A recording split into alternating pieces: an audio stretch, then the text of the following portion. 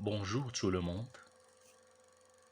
Dans cette vidéo, je vais vous présenter la correction de l'examen régional de Fes-Boulmen du droit session normale de l'année 2012. Mais je vais présenter seulement le corrigé du premier dossier qui porte sur la TVA. La TVA, c'est le mot abrégé de la taxe sur la valeur ajoutée. Et les autres dossiers, c'est-à-dire le dossier numéro 2 et le dossier numéro 3, seront l'objet de mes prochaines vidéos. Alors, pour pouvoir être informé du dépôt de ces deux corrigés,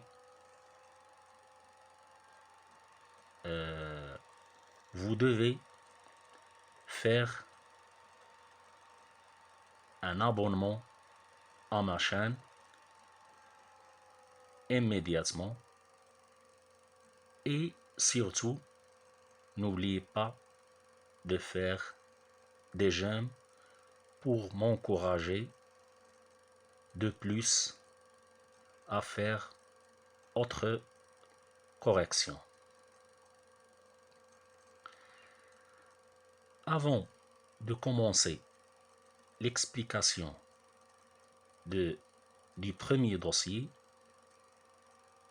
je tiens premièrement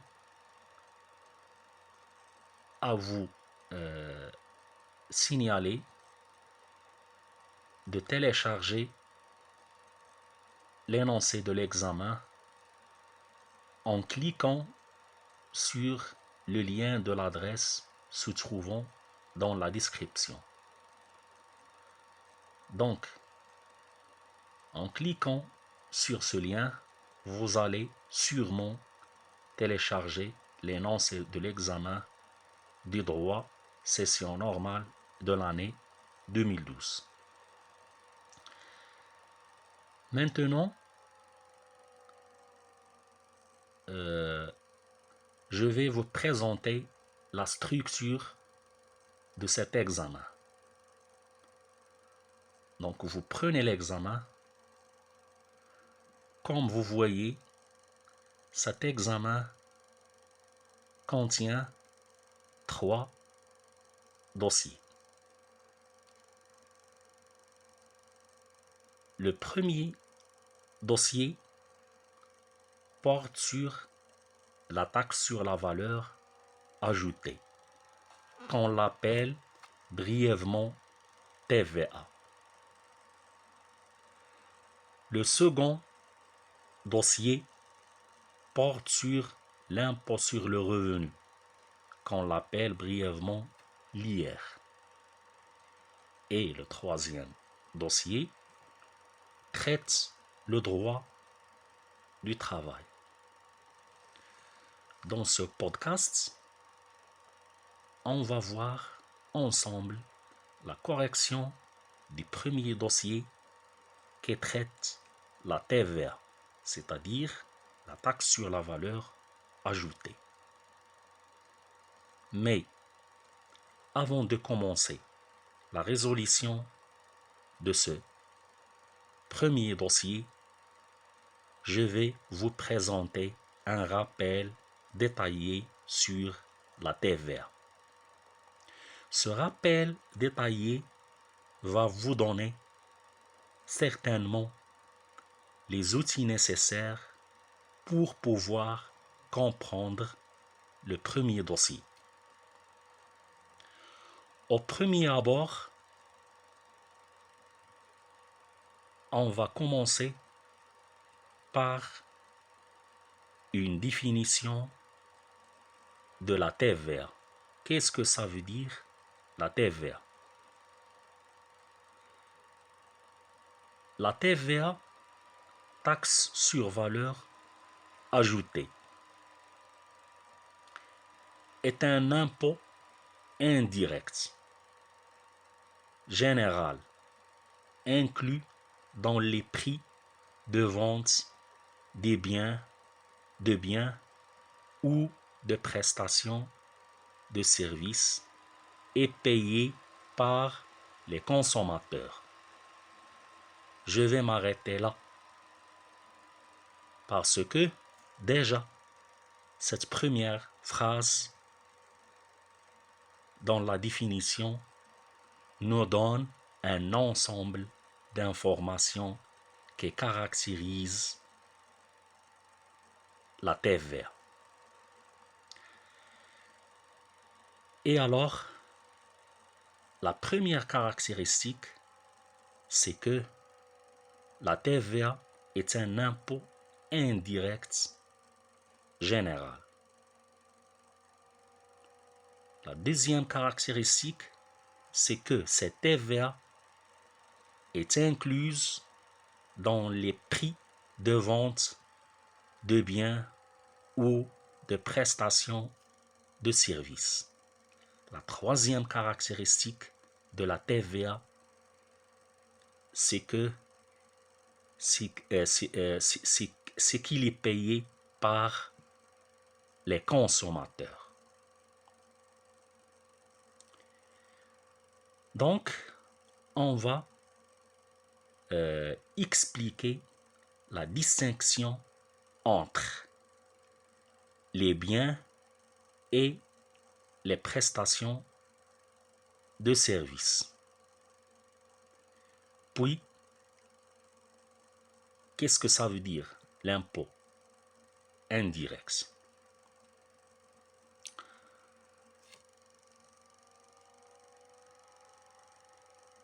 Et alors, on a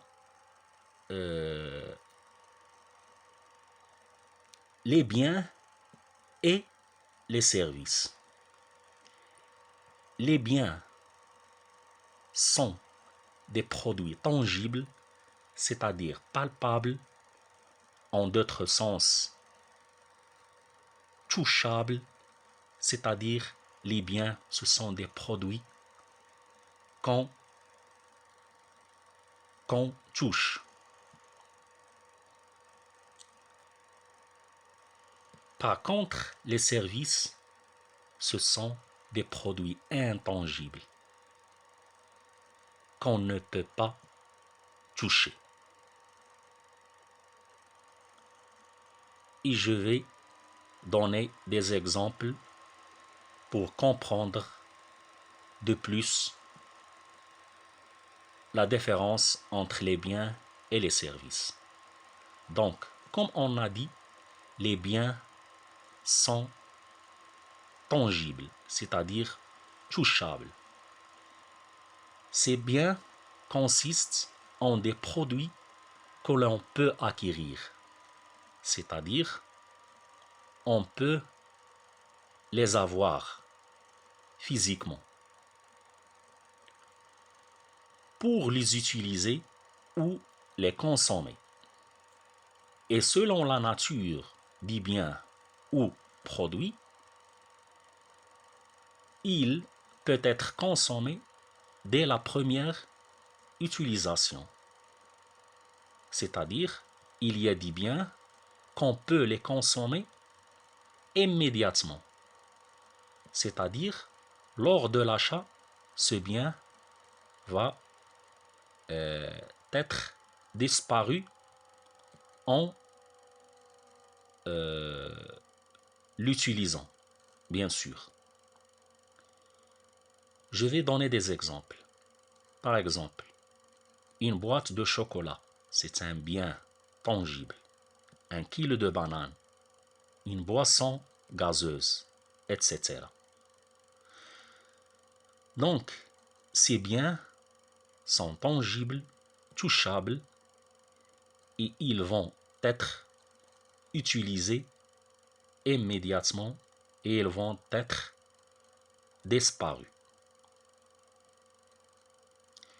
il y a une autre catégorie de biens tangibles qui peut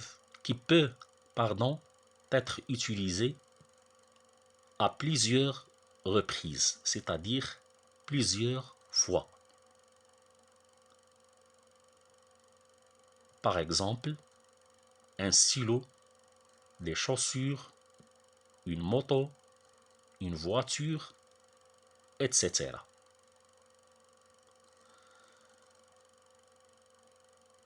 Donc, cette catégorie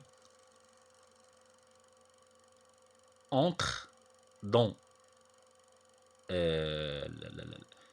ou bien cette catégorie, on l'appelle des biens aussi tangibles, c'est-à-dire on les touche, mais ces biens s'utilisent plusieurs fois. On l'appelle des biens durables. La première catégorie, on l'appelle des biens non durables, car ils s'utilisent immédiatement par le consommateur et ainsi ils sont disparus. Maintenant, je vais passer pour expliquer les services. On a dit que les services sont des produits intangibles, c'est-à-dire on ne peut pas les toucher. Et ces services, ce sont des actions fournies par un tiers. Ce tiers, c'est le prestataire de service. Le prestataire de service, c'est-à-dire, c'est la personne qui nous donne ce service. Et ces actions fournies peuvent requérir des compétences ou des ressources particulières. Ces compétences et ces ressources particulières sont le garant de ce service fourni par le prestataire. Une autre distinction qu'il faut signaler et qui existe entre les biens et les services, c'est que dans les services, lorsqu'on paye ce service, on ne devient pas propriétaire de ce service. Je vais m'expliquer. Quand on achète une tablette de chocolat ou bien une boîte de chocolat, immédiatement, en la payant, on sera le propriétaire de cette boîte de chocolat. Mais quand on prend un train pour se déplacer à une autre ville, ou bien quand on prend un bus pour se déplacer dans notre ville. Donc, dans le deuxième cas, qui est le déplacement, on n'est pas le propriétaire du service. C'est-à-dire, on n'est pas le propriétaire du service fourni par le train ou bien fourni par le bus. On est seulement propriétaire du résultat de l'action fournie par le fournisseur de ce service. Le résultat dans ce cas, c'est le déplacement réalisé par le train ou bien par le bus. Mais dans les biens tangibles, comme je viens de dire, on est propriétaire du bien. Quand j'achète un stylo ou des chaussures, pardon, je suis le propriétaire de ces biens. Donc là, c'est un autre point qui différencie les biens et les services. Maintenant, on a compris la distinction entre les biens et les services. Maintenant, je vais expliquer que veut dire l'impôt indirect. Donc, on a dit que la TVA est un impôt indirect. Dans le droit fiscal, il y a deux types d'impôts. L'impôt direct et l'impôt indirect. Donc, l'impôt direct ne fera pas l'objet de cette vidéo. Et là, j'ouvre une parenthèse. Si vous voulez qu'on fait des vidéos sur l'impôt direct, vous me le dites dans les commentaires et soyez la bienvenue. Maintenant, on va expliquer que veut dire l'impôt indirect. Donc,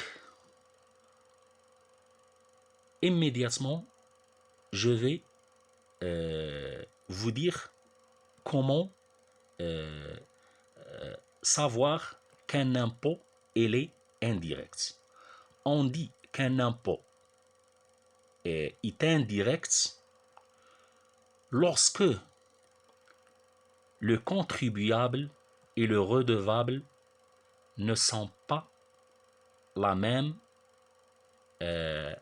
personne dont l'opération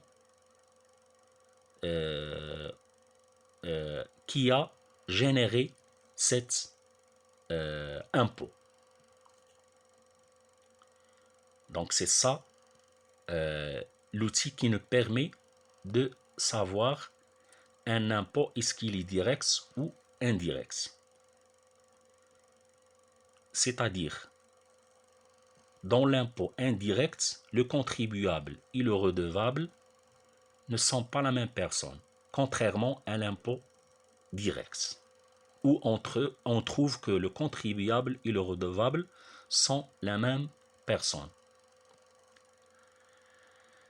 Donc, il paraît qu'il est judicieux de donner la différence aussi entre le contribuable et le redevable. Pour cela, je vais vous donner un exemple illustrant cette distinction.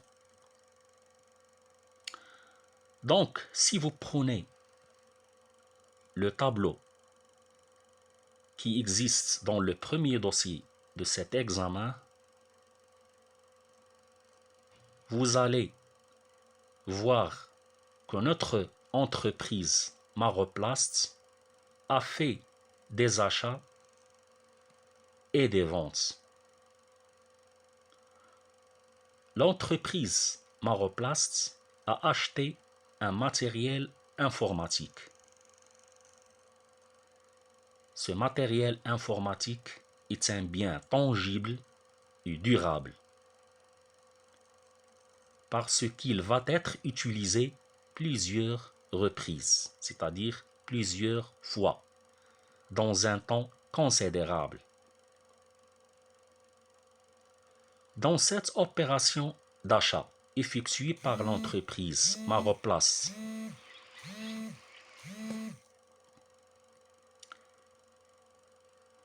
c'est elle, c'est-à-dire c'est notre entreprise Maroplast qui va être le consommateur final.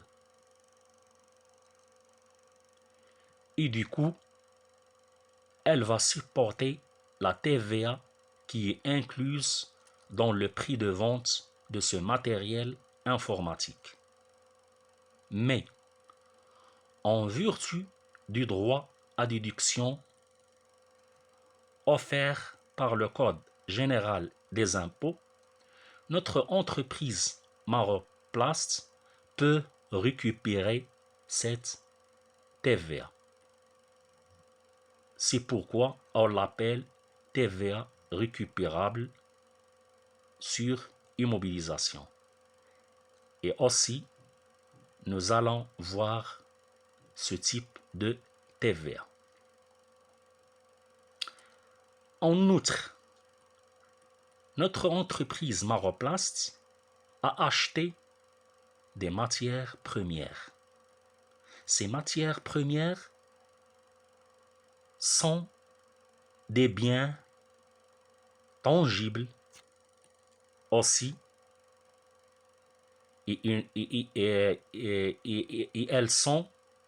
ne sont pas durables car ces biens vont être utilisés une seule fois et elles vont être transformées et incluses dans les produits finis fabriqués par notre entreprise. De la même chose que l'opération d'achat du matériel informatique, notre entreprise Maroplast va supporter une TVA qui va être récupérée après grâce au droit à déduction. Et du coup, dans ces deux opérations d'achat, l'entreprise Maroplast est le redevable. Donc voilà. Pourquoi on l'appelle redevable? Parce que notre entreprise Maroplast va payer cette TVA lors de l'achat.